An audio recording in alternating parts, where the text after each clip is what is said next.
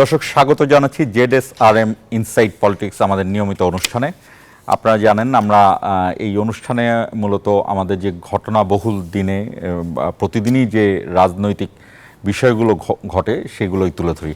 আজকে প্রথমে আপনাদের সাথে আমাদের অতিথিকে পরিচয় করে দিতে চাই। আজকে আমাদের সঙ্গে রয়েছেন আমার বাংলাদেশ এবি পার্টির সদস্য সচিব মুজিবুর রহমান মঞ্জু। মুজিবুর রহমান মঞ্জু, আপনাকে স্বাগত জানাচ্ছি। দর্শক, কিছুক্ষণের মধ্যে আমাদের সঙ্গে যুক্ত হবেন বিএনপির তথ্য গবেষণা বিষয়ক সম্পাদক আজিজুল বারী হেলাল। তবে আমরা মূল আলোচনায় যাবার আগে আপনাদেরকে আজকের যে বিষয় সেই বিষয়টি জানিয়ে নিতে চাই। বিষয়টি শৃঙ্খলা ফেরাতে চাই, সহনশীলতা। এটি খুবই সাধারণ বিষয়ই। আসলে গত মাসখানেক ধরে এই আলোচনাই আমরা করছি। আসলে যে ঠিক আমি যদি সরাসরি মুজিবুর রহমান মঞ্জুর কাছেই যাই, আমরা যে বিপুল জনশক্তির গণ অভ্যুত্থানের মাধ্যমে একজন এই সরকারের পতনের জায়গাটি আমরা দেখলাম, যে শেখ হাসিনার সরকার, যেই সরকারকে একসময় রাজনৈতিক দলগুলো মনে করছিল যে এদেরকে আন্দোলন করে আসলে সরানো সম্ভব না, এবং আপনারা যাকে বলতেন যে ফ্যাসিস্ট সরকার, তাদের এই একটি সরকারের পতনের পরের যে ঘটনাগুলো ঘটেছে সেটি আমরা তো 5 তারিখে দেখলামই তার চলে যাওয়া, এবং তিনি পদত্যাগ করে তিনি চলে গেলেন। এবং তারপরের ঘটনা আমরা যেটি দেখেছি যে এরপরে ধারাবাহিকভাবে বেশ কিছু ঘটনা ঘটেছে, এবং সেগুলো আমি যদি আপনাকে বলি, হিন্দু সম্প্রদায়ের উপর হামলার যে একটি বিষয় সেগুলো সামনে এসেছে আনসার বিপ্লবের মতো একটি ঘটনা এসেছে, এবং প্রতিদিনই কোথাও না কোথাও কোনো না কোনো পেশাজীবীরা তারা তাদের দাবি আদায়ের জন্য আসছেন এবং তারা বিপ্লব করছেন বা তাদের আন্দোলন করছেন। যাই হোক, আপনার এই প্রশ্নের উত্তর চাইব, তার আগে দর্শক আমরা পরিচয় করিয়ে দিতে চাই। আমাদের সঙ্গে যুক্ত হয়েছেন বিএনপির তথ্য গবেষণা বিষয়ক সম্পাদক এবং একসময়কার ডাকসাইটের ছাত্রনেতা আজিজুল বারী হেলাল। আজিজুল বারী হেলাল, আপনাকে স্বাগত জানাচ্ছি। যেটি বলছিলাম মুজিবুর রহমান মঞ্জু, ঠিক এই মুহূর্তে এই যে বিভিন্ন পেশাজীবীরা যে রাস্তায় নেমে আসছেন, এবং অনেকটা যদি আমি খুব সহজভাবে বলি সুযোগ সন্ধানী, অনেকে বলেন যে যেহেতু এখন একটু সরকার একটু নরম অবস্থায় আছে, বিভিন্ন প্রশাসনিক যে কাঠামোগুলো কিছুটা ভেঙে পড়েছে, যে কারণে তারা মাঠে নামছে, এটার যৌক্তিকতা কতটুকু মনে করেন আপনি? আপনাকে ধন্যবাদ। প্রথমে আমি আপনার মাধ্যমে আপনার দর্শক এবং দেশবাসীকে একটা বিজয়ের শুভেচ্ছা জানাতে চাই। সেটা হচ্ছে বাংলাদেশ আজকে টেস্ট সিরিজে পাকিস্তানের সাথে জয়লাভ করেছে, এবং এটা ঐতিহাসিক ঘটনা। প্রথমবারের মতো এটা আমাদের একটা অর্জন। তো আপনি যেটা বলেছেন যে দেখেন, এত বড় একটা ঘটনা আপনি নিজেই বলছেন যে এটা, আমি বলি যে শুধু বাংলাদেশ না, সারা পৃথিবীতে এই ধরনের ঘটনা আর দ্বিতীয়টি ঘটেছে কিনা আমরা জানি না। কারণ এমন একটা জনগণ অভ্যুত্থান যেটা হয়েছে, এবং এটার ফলে আপনি দেখবেন যে প্রধানমন্ত্রী, মন্ত্রিপরিষদ থেকে শুরু করে সকল আপনার মানে প্রশাসনের জায়গা তো আছেই, আপনার প্রত্যেকটি স্তরের শূন্যতা তৈরি হয়েছে। আপনার একটা মসজিদের খতিব পর্যন্ত উনি আত্মগোপনে চলে গেছেন।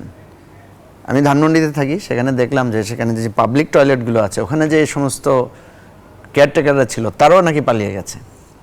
অর্থাৎ আমাদের সমাজটাকে ফ্যাসিবাদী শাসন এমনভাবে টেরোরাইজ করেছে, যার কারণে দেখা যাচ্ছে যখনই পরিস্থিতি পরিবর্তন হয়েছে সেখানে দেখা যাচ্ছে একটা বিশাল নাই, কিছুই নাই।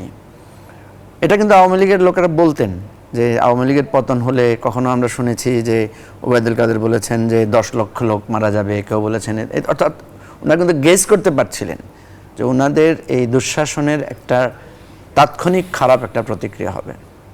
তো আপনি যেটা বলেছেন, আমি যেটা বলবো যে পৃথিবীতে এই ধরনের সিভিল ওয়ার প্রবলেম, এই ধরনের দ্বন্দ্ব সংঘাত বা সরকারের পতন পরে একটা সময় লাগে এটাকে একটা স্বাভাবিক পরিস্থিতিতে আনতে। তো প্রথম দিকে যে ঘটনাগুলো ঘটেছে, যখন ধরেন এই অন্তর্বর্তীকালীন সরকার দায়িত্ব গ্রহণ করে নাই, তার আগ পর্যন্ত যে ঘটনাগুলো ঘটেছে সেটার দায় আমরা মনে করি যে সেটা ফ্যাসিবাদী সরকারের দায়। এটা আপনি অন্য কাউকে এই দায়টা দিতে পারবেন না। কিন্তু একটা সরকার প্রতিষ্ঠিত হওয়ার পরে এরপরে যে ঘটনাগুলো ঘটছে, এটা কিন্তু আস্তে আস্তে এই দায়টা বর্তমান অন্তর্বর্তীকালীন সরকার এবং আমরা যারা আন্দোলন করেছি, সংগ্রাম করেছি, আমাদের সবারই কিন্তু একটা দায় এখানে আছে। এবং এটাকে আপনি যেটা বলেছেন সহনশীলতা দিয়ে এটাকে সবাইকে ঐক্যবদ্ধভাবে আমাদেরকে এটাকে একটা মাত্রায়, সহনীয় মাত্রায় নিয়ে এসে জীবনটাকে স্বাভাবিক মাত্রায় ফিরিয়ে আনতে হবে। এখন এখানে যে অসুবিধাটা আমরা দেখতে পাচ্ছি গত কয়েকদিন থেকে, আপনি দেখলে বুঝবেন যে আজকে শিক্ষা উপদেষ্টা বলছেন যে শিক্ষকদের জোর করে পদত্যাগ করা এবং তাদের হয়রানি বন্ধের উনি আহ্বান জানিয়েছেন। তার মানে কি? মানে ওনার টোনটাও মনে হচ্ছে উনিও এক ধরনের দাবি জানাচ্ছেন। কার কাছে জানাচ্ছেন? উনি কিন্তু সরকার। এরপরে আপনি দেখবেন আপনার স্বরাষ্ট্র উপদেষ্টা বলছেন যে অতি উৎসাহী লোকেরা মামলা করছে, সবাইকে গ্রেফতার করা যাবে না, তারপরে বিভিন্ন জায়গায় বিভিন্ন রকমের দখল ইত্যাদি ইত্যাদি চলছে।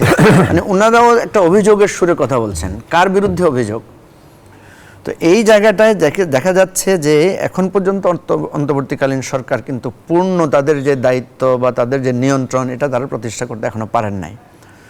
তা অসুবিধা নাই, যে কোনো জিনিস একটা নিয়ন্ত্রণ তো হঠাৎ করে প্রতিষ্ঠিত হয় না। ওনারা তো হঠাৎ করে দায়িত্ব নিয়েছেন এবং প্রস্তুত ছিলেন না। কিন্তু এটার একটা সহজ মানে সহনীয় মাত্রা তো লাগবে। একটা নির্দিষ্ট সময়ে গিয়ে তো তাকে এটা টেক ওভার করতে হবে, দায়িত্বটা নিতে হবে। উনি কিন্তু অভিযোগ দিতে পারবেন না একটা সময় গিয়ে। তো সেজন্য আমি বলি যে আপনি যে আজকে যে বিষয়টার অবতারণা করেছেন যে এটাকে একটা সহনশীল মাত্রায়, সহনশীলতার জায়গায় আমাদেরকে খুব দ্রুত নিয়ে আসতে হবে। আমি একটু আজিল বাড়ি হিলালের কাছে যেতে চাই। যে আলোচনাটি করছিলাম আপনি নিশ্চয়ই দেখছেন যে সরকারের আসলে যে কাঠামো, একটি সরকারের কাঠামো থাকে বিভিন্নভাবে, প্রশাসনিক কাঠামো থাকে, আমলাতন্ত্র থাকে, বিভিন্ন কাঠামো থাকে, এবং আমরা দেখেছি যে এখনও কিন্তু পরিবর্তন হচ্ছে। প্রতিটি জায়গায় শূন্যতার যেমন সৃষ্টি হয়েছে এবং পরিবর্তন চলছে। সেই ক্ষেত্রে এই যে আইন শৃঙ্খলা পরিস্থিতির উন্নতি ঘটানো এবং সব ক্ষেত্রে সরকারের প্রভাব সমভাবে ছড়িয়ে দেয়া, এই বজায় রাখতে তাদের আর কতটা দিন পার করতে হবে বলে মনে করেন? আজকে আরেকটি তথ্য দেই, আজকে থেকে সম্ভবত অবৈধ অস্ত্র উদ্ধারের জন্য অভিযানে নামবে আইন শৃঙ্খলা বাহিনী, এবং ঠিক এই মুহূর্তে আমরা পুলিশের যে কর্মকাণ্ড সেটাতেও, কারণ আপনারা জানেন যে পুরো বাহিনীরই এখানে পুলিশে অনেকগুলো রদবদল হয়েছে। পুলিশ বাহিনীর ভেতরে যদি আমরা বহুল প্রচলিত যে শব্দটা সংস্কার, সেটি বেশি হচ্ছে। সেই ক্ষেত্রে আর কতদিন সময় লাগতে পারে এই যে অন্তর্বর্তীকালীন সরকারের তাদের সরকার হিসেবে প্রতিষ্ঠা পাওয়ার জন্য? ধন্যবাদ। প্রথমে বক্তব্য হলো যে এই কথার যে আপনি যেটা বলেন আর কতদিন সময় লাগতে পারে, এই কথা তো আমরা আজ থেকে এক সপ্তাহ আগেই বলে আসছি যে সরকারের উচিত হবে একটা, সে কি করতে চায়, কতদিন ব্যাপী করতে চায়, কতদিন লাগবে, আমরা কিন্তু আগের থেকেই বলে আসি। যেই প্রশ্নটা আপনি এখন বললেন এই প্রশ্নের রাজনৈতিক দলগুলো আগেই করেছেন যে কতদিন লাগবে তাদের। এখন বক্তব্য হলো যে আপনি সেই সময় কিন্তু আপনারা খুব সংস্কার করে কথা বলছিলেন। আমরা বলেছিলাম যে সংস্কার একটা ধারাবাহিক প্রক্রিয়া, এই সংস্কার আপনার নির্বাচিত প্রতিনিধিরাই সাধারণত সংস্কারকে আপনার বাস্তবায়ন করে, সুতরাং আপনারা সংস্কার বলে সময় ক্ষেপণ করবেন না, হানিমুন পিরিয়ড অলরেডি গন। এখন যেটা বলছেন যে দেখেন যে এই যে মারাত্মক ফ্যাসিবাদ, মঞ্জুর ভাই যেটা বলল, এই মারাত্মক ফ্যাসিবাদের ফলে যে একটা ভয়ের তৈরি হয়েছিল, উনি তো বললো যে বাথরুমের যারা খাদেমদার তাও নাকি পালায় গিয়েছে, মানে একটা বিশাল ভয়। সেখানে এখন প্রধান বিচারপতি থেকে শুরু করে আবার একটা মসজিদের, আমাদের জাতীয় মসজিদ, সে খতিবও নাকি পালায় গেছে। মানে কি পরিমাণ আপনার মাফিয়াতন্ত্র, আর জায়গায় ফ্যাসিবাদ বললেও ভুল হবে, ফ্যাসিবাদের একটা গ্রামার থাকে, কোনো গ্রামার নেই, দ্যাট মিনস ইজ মাফিয়া। এই মাফিয়াতন্ত্র এমনভাবে বিস্তার করেছিল, এই মাফিয়ার বীজাণু কিন্তু এখনো রয়ে গেছে, এই মাফিয়ার জীবাণু এখনো রয়ে গেছে। যে পরিমাণ একটা বিপ্লবের পরে যে ব্যাকলাশগুলো হয়, যে জটিলতা, যে আপনার অসামান্য অসংযতা যেগুলো হয়, যে ব্যাকলাশটা হয়, দেখেন আওয়ামী লীগ তো এই যে মঞ্জু ভাই বললো যত লোক মারা যাবে তত লোক, কিছুই তো হলো না, তারা পালিয়ে গেল, তাই না? কিছু এসব তো কেউ আওয়ামী লীগের তো কেউ ওরা যেটা বলতো যে বয়ান নিয়ে ক্ষমতায় থাকতো, সেজন্য বলছি যে এই মাফিয়ার জীবাণু রয়ে গেছে। এই জীবাণুগুলোকে আপনার প্রশাসনে এখন যে রদবদলগুলো হচ্ছে, রদবদল তো মানে অ্যাপয়েন্টমেন্ট, প্রশাসনের যে ভয়ের সৃষ্টি হয়েছিল সব জায়গা, সে ভয়েডগুলো এখন পূর্ণ করা হচ্ছে। সেখানে আমরা বলেছি যে আপনার যে পতিত পলায়নকারী সরকার, তার কোনো রকম জীবাণু যেন থাকতে না পারে। এই জীবাণু থাকলেই কিন্তু আপনি আনসার বিদ্রোহ বললেন, আরও যে আইন শৃঙ্খলা রক্ষা আনস্টেবলের কথা বলছেন, এগুলো কিন্তু হবেই, কারণ এই জীবাণু রাখা যাবে না, এটা পরাজিত এবং এরা বাংলাদেশ বিরোধী এবং এরা মাফিয়া। আরেকটু কথা, আমার আরেকটু কথা বলি যে এখন এটার একটা আমি সব সমস্যার কথা বললাম, সমাধান তো প্রয়োজন। সমাধানের জন্য আমরা বহু আগেই বলেছি পলিটিক্যাল ডায়ালগ। আপনাকে নিরন্তর পলিটিক্যাল ডায়ালগ করতে হবে রাজনৈতিক দলগুলোর সাথে, কারণ রাজনৈতিক দলগুলোর একটা এই দেশ চালানোর অভিজ্ঞতা রয়েছে। বিএনপি গত 4টি বার ক্ষমতায় ছিল, তাই না? জামাত ইসলামও আমাদের সাথে একবার ক্ষমতায় ছিল, তাই না? অর্থাৎ পলিটিক্যাল লোকজনের এই অ্যাডমিনিস্ট্রেশন চালানোর, স্টেট ক্যাপচার একটা অভিজ্ঞতা রয়েছে। আমরা এই ডক্টর ইউনূস সরকারকে সমর্থন করি সর্বতোভাবে, কারণ এই সরকারের ফেলার মানে শুধু তাদের এই অন্তর্বর্তী সরকারের ফেলার, এটা বাংলাদেশের ফেলার, একটা বিপ্লবের বেহাত হয়ে যাবে। সুতরাং এই সরকারকে আমরা সর্বতোভাবে সাহায্য করি বিধায় তাদের কাছে আমাদের বারবার আবেদন। আপনারা বিএনপির সাথে একবার ডায়ালগ করেছেন, জামাত ইসলামের সাথে করেছেন, অন্য দলের সাথে ডায়ালগ করেছেন। এই ডায়ালগ প্রক্রিয়া আপনাদের সপ্তাহে অন্তত 2 বার করা উচিত। যে সমস্ত আপনার সমস্যা মনে করেন, অবশ্যই রাজনৈতিক দলগুলোর সাথে আলোচনা করা দরকার। আপনাদের প্রথম সমস্যা হলো যে বাংলাদেশকে গণতন্ত্রের দিকে নিয়ে যাবে। আমি এখানে একদম আপনার কাছে জানতে চাই, আপনি যে আলোচনার কথা বলছেন সপ্তাহে 2 বার করে আলোচনা করার দরকার বিএনপির সঙ্গে, প্রধান উপদেষ্টা, হ্যাঁ ঠিক আছে, রাজনৈতিক দলের সঙ্গে তো একটি এজেন্ডা ভিত্তিক আলোচনা তিনি করেছেনই, কিন্তু সপ্তাহে 1 বার 2 বার বারবার এই প্রধান উপদেষ্টার সঙ্গে রাজনৈতিক দলের আলোচনা, এই আলোচনাটা কি নিয়ে হবে? প্রধান উপদেষ্টার সাথে আলোচনা করতে হবে, নট দ্যাট। আমাদের এখানে উপদেষ্টা পরিষদ আছে। যেমন ধরেন আমাদের মূল লক্ষ্যটা কি? মূল লক্ষ্য হলো গণতন্ত্রের দিকে বাংলাদেশকে নিয়ে যাওয়া। বাংলাদেশকে গণতন্ত্রের দিকে নিয়ে যেতে গেলে একটি গণতান্ত্রিক নির্বাচন ব্যবস্থা, যেটার জন্যই কিন্তু এই 1 দফা ছাত্রদের বৈষম্য বিরোধী আন্দোলন, সেটার জন্য এক দফা সময় লাগবে। সেটি কি আসলে ওভারনাইট সম্ভব কিনা? ওভারনাইট থেকে বলছি না আমি, ওভারনাইটের কথা বলছি না। আমার বক্তব্যটা হলো যে যেখানে যেখানে যে সমস্যাগুলো আপনারা মনে করেন যে গণতান্ত্রিক দিকে নিয়ে যাওয়ার জন্য বাংলাদেশে, আমি এখন প্রধান সমস্যা দেখি যে যেমন দেখুন দেন নির্বাচন কমিশনটা, এটা আপনি হাত দিলেন না কেন? হাত দিলেন না? নির্বাচন একটা অবৈধ নির্বাচন কমিশন বসে আছে, কেন সেটাকে আপনি এখনো হাত দিলেন না? এখন দিবেন না বলছেন না, হাত দিচ্ছেন সব দিকে হাত আমি সেটাই বলছি। সেটার জন্য তো আমি মুজিবুর রহমান মঞ্জুর কাছে আসতে চাই। আসলে যে প্রশ্নটি তুলেছেন আজিজুল ভাই হেলাল, যে সময় আলোচনা হোক বা সময়ের কথা, আমি বললাম যে কেন এত অস্থিরতা, কেন একটা সরকারের তো 1 মাসের সময় হয়নি, এটি নিয়ে জানতে না। এটা সত্য যে এই ধরনের ডিজাস্টার হয়েছে, এটার জন্য সময় লাগবে, সময় দিতে হবে, অস্থিরতার সুযোগ না। আমি এটা অস্থিরতা বলবো। বিএনপি যে জায়গাটা বলতে চাচ্ছে ওনারা, সেটা হচ্ছে যে ওনারা একটা চাপ রাখতে চাচ্ছেন যে দায়বদ্ধতা, সরকারকে যাতে স্মরণ করিয়ে দেওয়া। রাজনৈতিক দলগুলোর কাজ কিন্তু সরকারকে এই যে স্মরণ করিয়ে দেওয়া বা চাপ দেওয়া, এটা এক ধরনের তাদের দায়িত্বের অংশ। এই সরকারটা তো সহজ কথাই রাজনৈতিক দলের কাছ থেকেই সহযোগিতা চাচ্ছে, এবং একটি বড় রাজনৈতিক দল তাদের অস্তিত্ব আমরা অনুভব করতে পারি, কিন্তু সামনে দেখা যাচ্ছে না। আমি আপনাদের জামাত ইসলামী তারাই আছেন। আমি আপনাকে বলি, বিএনপির কাছ থেকে অবশ্যই একটা দায়িত্বশীল ভূমিকা সবাই চাইবে।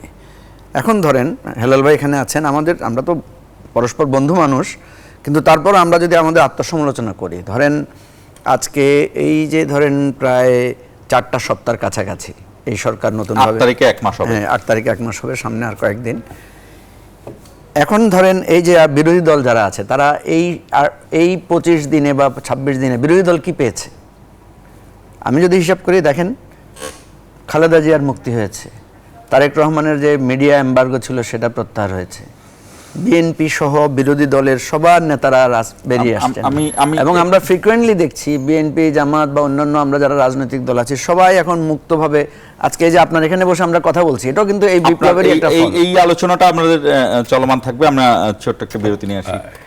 দর্শক, আপনারা দেখছিলেন ZSRM ইনসাইড পলিটিক্স। আমরা ছোট্ট একটি বিরতি নিচ্ছি, বিরতি থেকে ফিরে আবারও আলোচনায় ফিরবো।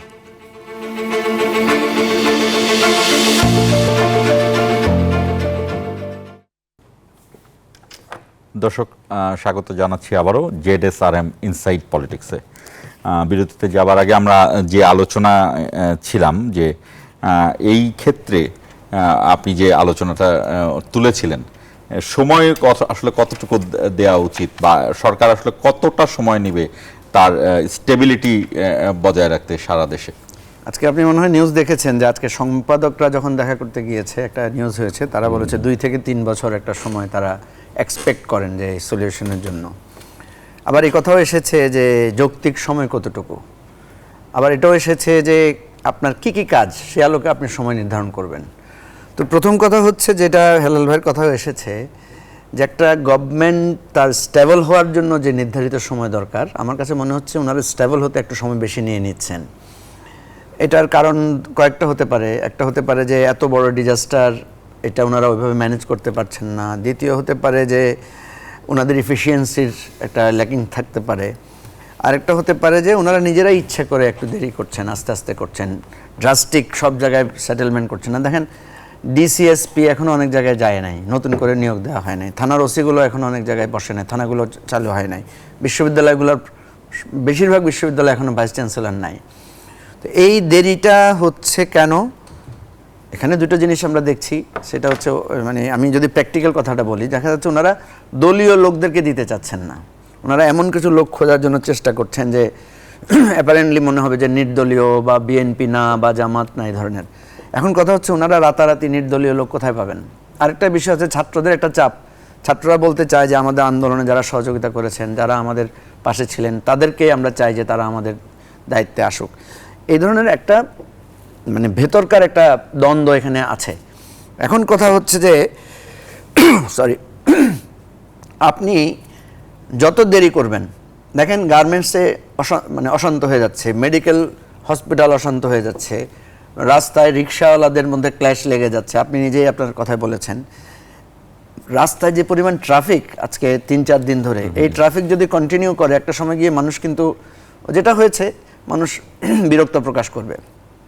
এখন কথা হচ্ছে যে সত্য, মানে এখানে কোনোটাকে আপনি মিথ্যা বলতে পারবেন না। একটা হচ্ছে যে ডিজাস্টার হয়েছে বড়, সত্য, সময় লাগছে, এটাও সত্য, মানুষের যে ধৈর্য অসহ্য হয়ে যাচ্ছে, এটাও সত্য। আমি যেটা বলতে চাই এখানে একটা সমন্বয় দরকার। যেমন আমি যখন বিএনপি নেতাদের সাথে কথা বলি, আমি বলি যে ভাই আপনাদের বেগম জিয়া মুক্তি পেয়েছেন, আপনাদের সব নেতারা বেরিয়ে আসছেন, আপনাদের সব যেগুলো বেদখল হয়ে গিয়েছিল ব্যাংক, বিমা, জামাতের সহ, বিএনপির সহ সব তো ফিরে এসেছে। তাহলে আপনারা এত তাড়াহুড়া করছেন কেন? একটা প্রশ্ন করি, আমাদের কি ফিরে আসলো? আমাদের তো কোনো ব্যাংক বিমা তো আমরা তো কোনো কিছু দখল করিনি, করছি না। আমি একটা প্রশ্ন করতে চাই, বিএনপির অনেক নেতার ধরেন বিজনেস, যেমন ধরেন এই যে আপনার কি ব্যাংক দেখলাম ব্যাংক বিমা মিন্টু ভাইয়ের জায়গায় ছিল না, উনি আবার আমি এই বিষয়টি আলোচনা আনবো। আমরা দেখেছি যে সালামের গাড়িতে একজন স্থায়ী কমিটির সদস্য উঠেছেন। আমরা দেখেছি যে এগুলো কিছু ঘটনা যে ঘটেনি তা না, এবং বিএনপি সেটা এন্ডোর্সও করেছে। তারা যেটি বলছিলাম, মুজিবুর রহমান মঞ্জু যেটি বলছিলাম, আজিউল বারী হেলালের কাছে প্রশ্ন যে প্রশাসনে যাদেরকে নিয়োগ দেওয়া হচ্ছে তারা কি আসলে সরকারের বাইরে বা তাদের উপরে এখনো কি সরকার কোনো প্রভাব ফেলতে পারছে না, না কি কারণে এই না না, এটা তো আমি তো আগে বলছি যে আপনার মাফিয়ার জীবাণু এখনো রয়ে গেছে। সেই জীবাণুদেরকে যদি আপনি এক স্থান থেকে আরেক স্থানে দেন, তাহলে তো তারা ষড়যন্ত্রগুলো চালিয়ে যাবে। মঞ্জু ভাই যেটা বললেন যে উনি জামাত দিবেন না, বিএনপি দিবেন না, অমুক দিবেন না, তমুক দিবেন না, তাহলে কি কোনো লোকের পলিটিক্যাল একটা চিন্তা ভাবনা, অ্যাম্বিশন থাকবে না? তাদের দেশ থেকে লোক এনে দেবে নাকি? তো তাহলে নাকি তিনি সেই মাফিয়ার যারা যারা ছিল তাদেরকে এখন তিনি বলছে নিরপেক্ষ। বিএনপি দিলে তো আবার জামাত রাগ করছে, জামাত দিলে বিএনপি রাগ করছে। বিষয় না, বিষয়টা হলো যে যারা ফ্যাসিবাদের দোষ, এই মাফিয়ার দোষ, তাদেরকে বাদ দিয়ে যত অফিসাররা আছে তাদের রাজনৈতিক পরিচয় যাই হোক, রাজনৈতিক মানুষ মাত্রেই তো একটা পলিটিক্যাল রাজনৈতিক চিন্তা থাকতেই পারে। আপনার তার বেসিক ইনস্টিংক্ট হলো যে আপনার ফ্যামিলিয়াল হয়, এরপর সোশ্যাল হয়। আমি একটা এক্সাম্পল দিতে চাই। এখন শোনেন, এখন একটা বিরাট বন্যা চলছে। এই বন্যার জন্য কিন্তু সরকারকে সেখানেও তাদেরকে মনোনিবেশ করতে হচ্ছে। এখন আপনাদের সম্পাদকরা বলল 3-4 বছর সময়, কি একটা বলছে তো, 2 থেকে 3 বছর। তারা কিভাবে ডিসাইড করে এটা? তিনারা যদি আগেই বলতেন যে এই মাফিয়ার সাথে আমরা নেই, এই মাফিয়ার পক্ষে তো অনেক কথা বলা হয়েছে, যারা মাফিয়াকে টিকিয়ে রেখেছে বাংলাদেশে দীর্ঘদিন ধরে, এই 17 বছর যারা মাফিয়াকে বিভিন্নভাবে প্যাট্রোনাইজ করছে, তারাই যদি এখন এসে বলে যে বর্তমান সরকারকে এতদিন থাকা উচিত, অতদিন থাকা উচিত, এগুলো কথাবার্তা একটু স্মরণ করা উচিত। জনগণের, আমাদের প্রধান উপদেষ্টা বলেছে যে জনগণ যতদিন চাইবে, অর্থাৎ রাজনৈতিকভাবে সিদ্ধান্ত হবে এই সরকার কতদিন থাকা উচিত। এই জন্য আমি বলছি যে পলিটিক্যাল ডায়ালগগুলো আমাদের, আপনি ডায়ালগ বলতে সবসময় অফিসিয়াল ডায়ালগ বোঝাচ্ছেন, মনে করেন আনঅফিসিয়াল তো হতে পারে না। আপনার যমুনা টেলিভিশনের সাথে আমি যদি আরেকটা টেলিভিশন কর্তৃপক্ষ হয়, আপনার সাথে অল টাইম কি আমার অফিসিয়াল ডায়ালগ হবে নাকি? যে কোনো সময় তো আপনার পার্সোনাল সম্পর্ক ডায়ালগ হতে পারে। আরেকটু শোনেন, আপনাকে বলি যে এই সরকারকে যদি আপনি এই স্টেটকে চালাইতে চান, তাহলে আমাদের মূল যে সমস্যা ছিল যে এই গণতন্ত্র এবং ভোটের অধিকার, এই গণতন্ত্র এবং ভোটের অধিকার নিয়ে আপনি কোনো কথা বলছেন না কেন? কেন আপনি সংবিধানে এখনো তত্ত্বাবধায়ক সরকার ব্যবস্থা রাখছেন না? সেই সংবিধান নিয়ে কথা বলছেন না কেন? সংবিধান সভা নিয়ে কথা বলছেন না কেন? সংবিধানটা কিভাবে রচিত হবে, কারা রচিত করবে, আপনার সেটা কি সংবিধান সভা হবে কোনো, নাকি 91 সালে যে 3 জোটের রূপরেখা হয়েছিল ডক্ট্রিন অফ নেসেসিটির কল্যাণে যেটা হয় সেইটা হবে? এইসব বিষয়ে এই সমস্ত বিষয়ে আলোচনা করা দরকার তো, যে আপনি জনগণের হাতে ক্ষমতা কিভাবে ফিরিয়ে দেবেন, সেই এক্সিট প্ল্যানটা তো আপনার দিতে হবে। তা না করে আপনি শুধু বলছেন যে আমি এইটা করব, আমি সেটা করব, যেটা করার দরকার দায়িত্ব হলো জনপ্রতিনিধিদের, সেইটা উপরে আপনি এত ইমফেসাইজ দিচ্ছেন কেন? আমি একটু আরবো যেটি বলছিলাম যে আমি যদি একদম দৈনন্দিন যেই সমস্যাগুলোর কথা বললাম, আপনারা আজকের পথে নেমেছিলেন, আজকে কিন্তু ঢাকা শহরে অসহনীয় যানজট ছিল, যেটি মুজিবুর রহমান মঞ্জুও বললেন। আমরা কিন্তু মাঝখানে দেখেছি স্টুডেন্টরা ট্রাফিক কন্ট্রোল করেছে, তারা উঠে গেলে যখন ট্রাফিক বিভাগের হাতে দেয়া হলো, এরপর থেকে কিন্তু এই যানজটটা শুরু হলো। এক্ষেত্রে কি আসলে লোকবলটা সম্পূর্ণ করতে পারেনি, নাকি এখন যেই পুলিশ সদস্যদেরকে ফেরানো হলো তাদের মধ্যে আন্তরিকতা, অথবা তাদের এখনো মনোবলগুলো ফিরে আসেনি, কাজ করার যে মনোবল? এই যানজটটা আগেও ছিল, আগে ছিল, এক ধরনের নিয়ন্ত্রিত যানজট ছিল। যানজট আবার নিয়ন্ত্রিত হয় কি করে? যানজট পুলিশের নিয়ন্ত্রণে। এখন মনে করেন যেখানে ঢাকা শহরে 1000 ট্রাফিকের দরকার, হয়তো আপনি সেখানে 400 পাচ্ছেন, 500 পাচ্ছেন, এটা ধীরে ধীরে তো 1000 আরো বেশি হবে। কিন্তু যানজট যে এই ফ্যাসিবাদ চলে গেল বলে যানজট বেড়ে গেল তা না, কিন্তু যানজট ফ্যাসিবাদের সময় আরো বেশি ছিল। হ্যালো ভাই, ওটা যেটা বলছিল যে যানজট ছিল, ঠিকই আছে, আমি এটা বোঝাতে চাই, যানজট ছিল, কিন্তু আমরা যেটা বলছি যে পরিবর্তন, তাহলে মানুষ তো ওটাও পরিবর্তন চাইবে, যে যানজটের পরিবর্তন। আপনি যেটা বলেছেন যে ছাত্ররা যখন দায়িত্ব নিয়েছিল তখন একটা শৃঙ্খলা ছিল। এখন আপনি যেটা বলেছেন এখানে ত্রিমুখী সমস্যা। আমাদের দেশে কিন্তু 2018 সালে একটা আইন করা হয়েছে, সড়ক নিরাপত্তা বা সড়ক শৃঙ্খলা আইন। এই আইনটার একটা অক্ষরও পালন করা হয় না। এটা হচ্ছে যানজটের মৌলিক কারণ। এই আইনটা যদি সঠিকভাবে বাস্তবায়ন হতো, তাহলে এই ট্রাফিক পুলিশের সংখ্যা দিয়ে কিন্তু যানজটের 50% সলিউশন করা যেত। দেখেন, ছাত্ররা যখন রাস্তায় নামলো কি ঘটনা ঘটেছে, তারা কিন্তু অ্যাম্বুলেন্সও সার্চ করেছে, মিডিয়ার গাড়িও সার্চ করেছে, তারা সরকারি গাড়িও সার্চ করেছে, কারণ তারা লাইসেন্স দেখেছে, সিট বেল্ট বাঁধা হয়েছে কিনা দেখেছে, তারা আনঅথরাইজ পার্কিং হয়েছে কিনা তারা দেখেছে। এটা কিন্তু আমাদের ট্রাফিকরা দেখে না। তারা মিডিয়ার গাড়ি কখনো চেক করে না, তারা কখনো অ্যাম্বুলেন্স আটকায় না, কারণ অ্যাম্বুলেন্সে করে তারা প্রমাণ পেয়েছে যে অবৈধ অর্থ আনা নেওয়া করা হচ্ছে। এখন কথা হচ্ছে কিন্তু প্রমাণ না, শুধু এক্সাম্পল তারা ধরলেও কিন্তু বেশ 3 কোটি 3.5 কোটি টাকার মতো। ধরেন ওই সময়টা কি হয়েছে, ওই সময়টা দেখা গেছে যে সমস্ত গাড়ির আপনার ফিটনেস নাই, যে সমস্ত গাড়ির লাইসেন্স নাই, ওই সমস্ত গাড়ি চলাচল কিন্তু বন্ধ হয়ে গিয়েছিল। এটা একটা সুফল ছিল। এখন কথা হচ্ছে যে আমরা ওগুলো আর আলোচনা করতে চাই না। আমাদের মূল দাবি হচ্ছে যে আপনি মানুষকে কমফোর্ট দিতে হবে। আপনার পরিবর্তনের একটা আভাস যদি মানুষকে না দেন, তাহলে মানুষ কিন্তু বলবে, ওই যে একটা কথা প্রচলিত আছে যে আগে যা ছিলাম এখনও তো তাই। কথা হচ্ছে আগে অসহনীয় যানজট ছিল, এখনও যানজট নিরসনের জন্য আমরা সরকারের কাছে প্রস্তাব দিয়েছি যে আপনারা সেনাবাহিনীর সহযোগিতা নেন। আমরা ক্যান্টনমেন্টের ভিতরে কি দেখি? কোনো যানজট দেখি? কোনো বিশৃঙ্খলা দেখি না। তা সেখানে একটা শৃঙ্খলা প্রতিষ্ঠিত হয়েছে। এখন যেহেতু সেনাবাহিনী সব কাজে সহযোগিতা করছে, সেনাবাহিনী এবং ট্রাফিক পুলিশের সহযোগিতা এবং প্রয়োজন হলে ছাত্ররা তো যে কোনো সহযোগিতা করতে প্রস্তুত, ছাত্র সমাজের মধ্যে তো একটা উদ্দীপনা আছে, নিয়ে একটা নিয়ম আপনি সেট করেন। একটা আমি কিন্তু অবাক হচ্ছি যে এই যে ছাত্ররা দেখেছি যে খুব সিরিয়াস, যে তারা ট্রাফিক কন্ট্রোলের সময়, এখন যে ছাত্ররা জ্যামটা দেখছে তারা কিছু বলছে না কেন? তাদেরও তো উচিত তারা এটা নিয়ে ভোকাল হওয়ার, তাদের কথা বলা উচিত যে আমরা উঠে গেছি ঠিক আছে, কিন্তু এরপরে যে বিশৃঙ্খলাগুলো হচ্ছে, আনঅথরাইজ পার্কিং হচ্ছে, যেখানে সেখানে যত্রতত্র আপনার ফুটপাত দখল হয়ে আছে, এই সমস্ত বিষয়ে ছাত্রদেরকে কথা বলতে হবে। এটা কিন্তু একটা খারাপ লক্ষণ। আমি আপনাকে বলছি, যেই ছাত্ররা এত বড় একটা গণ অভ্যুত্থানের নেতৃত্ব দিয়েছে, সেই ছাত্রদের মধ্যে যদি স্পৃহা একবার কমে যায়, তারা যে কথাগুলো দেয়ালে লিখেছে, তাদের যে স্বপ্নের কথাগুলো, সেই স্বপ্নের বিষয়টা যদি একবার তারা ডিমোরালাইজ হয়ে যায়, তাহলে কিন্তু আমাদের স্বপ্নের বড় ধরনের ক্ষতি হবে।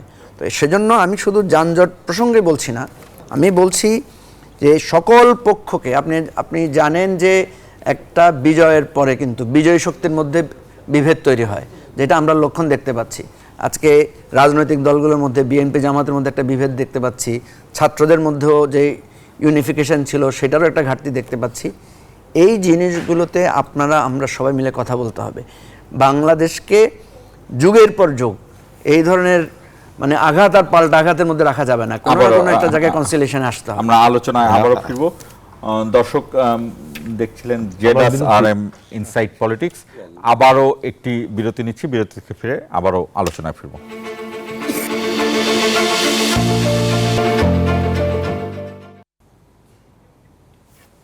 দর্শক ফিরে আসলাম জেডএস আরএম ইনসাইট পলিটিক্স অনুষ্ঠানে। যে আলোচনাটি চলছিল, মজিবুর রহমান মঞ্জু, আপনি বলছিলেন যে স্ট্যাবিলিটির জন্য সরকারকে সময় দিতে হবে, যেখানে আজিজুল বারী হেলাল অবশ্য বলছে যে ঠিক আর কতটা সময় দিতে হবে, এখনো তো এই সরকার তাদের যে প্রভাব সেটি বোঝাতে পারে, তৈরি করতে পারছে না। আমি যেটা বলেছি এটা কিন্তু একটা ভালো কাজ হয়েছে, যে গত কয়েকদিন আগে দেখা গেল যে মির্জা ফখরুল সহ ওনাদের দুইজনের টিমের সাথে সরকারের একটা মিটিং হয়েছে, বিশেষ করে চিফ অ্যাডভাইজারের, এবং সেই মিটিংয়ের পরে কিন্তু মির্জা ফখরুল সাহেব বেশ খুশি মনে বলেছেন যে একটা আলোচনা ফলপ্রসূ হয়েছে। আমার সাথে মির্জা ফখরুল সাহেবেরও কথা হয়েছে, আপনার আমাদের যে চট্টগ্রামের মিনিস্টার ছিলেন আমির খসরু মাহমুদ চৌধুরীর সাথে কথা হয়েছে। ওনারা যে কথাটা বলতে চেয়েছেন আমি মনে করি কথাটা যৌক্তিক ছিল। ওনারা বলেছেন যে ঠিক আছে আপনি একটা প্ল্যান দেন, সেই প্ল্যানে আমরা যে এমন না, আমরা তো বিএনপি খুব রিজিড না যে আমাকে এতদিনের মধ্যে দিতে হবে। ওনারা যেটা বলতে চাচ্ছেন, যেটা হেলাল ভাই বলেছেন, যে রাজনীতিবিদদের মুভটা কিন্তু একটু ভিন্ন। রাজনীতিবিদেরা যে কোনো কিছুতে তড়িৎ সিদ্ধান্ত নিতে পারেন, যেহেতু তাদের একটা অভিজ্ঞতাও আছে। তো সেজন্য রাজনীতিবিদদের সহযোগিতা নেওয়াটা দরকার। আমার আজকেও একজন মাননীয় উপদেষ্টার সাথে কথা হয়েছে, আমি ওনাকে বলেছি যে দেখেন, আপনাদের চিন্তার বাইরে, দৃষ্টির বাইরে অনেক কিছু ঘটছে। আপনারা যদি রাজনীতিবিদদের সাথে একটা সমন্বয়ের জায়গা থাকেন, এটা নট দ্যাট যে প্রতিদিনই আপনার অ্যাডভাইজার লেভেলে মিটিং করতে হবে, তাহলে আপনারা কিন্তু অনেক তথ্য পাবেন। এবং আমরা যেটা চাই, আসলে আমরা রাজনৈতিক দল হিসেবে যেটা চাই সেটা হচ্ছে ওনারা সফল হোক, ওনাদের একটা জবাবদিহিতার মধ্যে থাকুক, এবং ওনারা যে পরিবর্তনটা করতে চায়, আমি হেলাল ভাইয়ের সাথে কিছুটা দ্বিমত পোষণ করি, যে হেলাল ভাই যেটা বলছেন যে নির্বাচিত প্রতিনিধিরাই পরিবর্তন করবে, ওনাদেরকেও পরিবর্তনের একটা দায়িত্ব আছে। আপনার জন্য 1 মিনিটে আপনি যদি বলেন। কথা হলো যে আপনি যেটা আমাকে মিসকোট করলেন যে সময় দেওয়া যাবে না, এটা আমি বলিনি। আমি বলেছি যে আমাদের মহাসচিবরা যৌক্তিক সময় এবং তাকে একটা রোডম্যাপ নিতে হবে। আরেকটা বক্তব্য আপনার বললেন যে মঞ্জু ভাই বলল ছাত্রদেরকে আবারও রাস্তায় নামার কথা বললেন এই যানজট নিরসনে। আপনি দেখেন যে এই ছাত্ররা শিক্ষাঙ্গনেই থাকবে, তা নাহলে তো আমাদের একটি নেতৃত্ব গড়ে উঠবে না, এটা শিক্ষিত জাতীয় গড়ে উঠবে না, তাই না? যখন ব্যাকলাসটা হলো, মানে 5ই আগস্টের ভিক্টরির পরে যে ব্যাকলাসগুলো হয়, তখন মানুষ কিন্তু ঘর থেকে 5 তারিখে বের হয়েছে আনন্দ উৎসব করার জন্য, 6 তারিখে বের হয়েছে আনন্দ উৎসব। এরপরে কিন্তু গাড়ি ঘোড়ার চাপও কম ছিল ঢাকা শহরে, তাই না? তখন ছাত্ররা সেটা মেনটেন করেছে সুন্দরভাবে, এটা অস্বীকার করার জো নেই। কিন্তু এখন তো মানুষের সেই ফেয়ারটা এখন আর নেই, সেই আপনার ভয়ের সেই সংস্কৃতিটা এখন নেই। প্রথম 2-3 দিন যে ভয়টা ছিল, এখন তো মানুষ প্রচুর বের হয়েছে রাস্তায়। সেই তুলনায় আমাদের ট্রাফিক বা পুলিশ বাহিনীতে জনবল আপনার ডিপ্লয়মেন্ট হয়নি। কারণ কি, যেখানে একজন আপনার ইমাম পলায় যায়, এরকম অনেক পুলিশ এখনো কাজে যোগ দিনি। সুতরাং এই ডিপার্টমেন্টটা প্রাণবন্ত চেষ্টা করছে যে আইন শৃঙ্খলা রক্ষাকে স্টেবল রাখতে। এই জন্য আমরা বলছি যে বর্তমান যে সরকার আছে এই সরকার অবশ্যই রাজনীতিবিদদের সাথে পরামর্শ নেওয়া উচিত, ডায়ালগ বলতে পরামর্শ নেওয়া উচিত এবং গণতন্ত্রের দিকে যাওয়া উচিত। পরিবর্তন এটা একটা ধারাবাহিক প্রক্রিয়া, আপনি বলে কই কোনো কিছু পরিবর্তন আমরাও সেটাই চাই। আজিজুল বারী হেলাল আপনাকে ধন্যবাদ, মুজিবুর রহমান মঞ্জু আপনাকেও ধন্যবাদ। দর্শক, আমরাও চাই যে রক্তক্ষয়ী বিপ্লব বা গণ অভ্যুত্থান যেটাই বলা হোক না কেন, তার মাধ্যমে গণতান্ত্রিক পথে ফেরার যে পথ তৈরি হয়েছে, উত্তরণের যে পথ তৈরি হয়েছে, সেটি সফল হোক। আমরা চাই দেশে আবারও গণতন্ত্র ফিরে আসুক। সেই পর্যন্ত এই সরকার যেন স্থির থাকতে পারে, সেই কামনায় শেষ করছি জেডএসআরএম ইনসাইড পলিটিক্স।